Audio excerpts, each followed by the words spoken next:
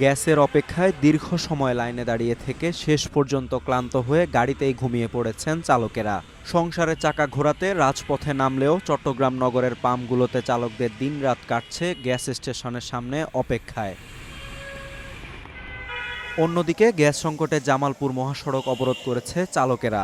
আর জয়পুরহাটে 10 থেকে 12 ঘন্টা লোডশেডিংয়ের জের ধরে নিজেদের নিরাপত্তা নিয়ে শঙ্কিত হয়ে চিঠি দিয়েছে পল্লী বিদ্যুৎ সমিতি।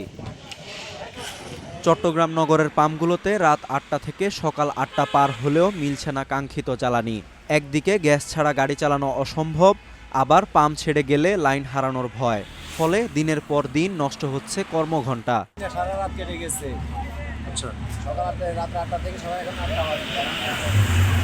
7টার তো সিরিয়াল দেয়া আছে, এখন কয়টা বাজে? এখন পর্যন্ত গ্যাস পাই নাই। মানুষের ঘুম নাই, খাওয়া নাই, নিদ্রা নাই, রোডের উপরে পড়ে রয়েছে গাড়ি নিয়ে ড্রাইভাররা। এভাবে কি জীবন চলে নাকি? আমরা কি মানুষ না? আমরা কি উত্তর জীবনের মতন পড়ে রয়েছি? জামালপুরের চিত্রটাও ঠিক একই রকম।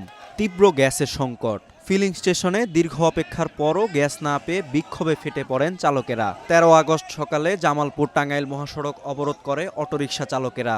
এতে 4.5 ঘন্টা যান চলাচল বন্ধ থাকায় ভোগান্তিতে পড়েন যাত্রীরা। পরে আইনশৃঙ্খলা বাহিনীর আশ্বাসে দুপুর 11:30টায় অবরোধ তুলে নেয় তারা।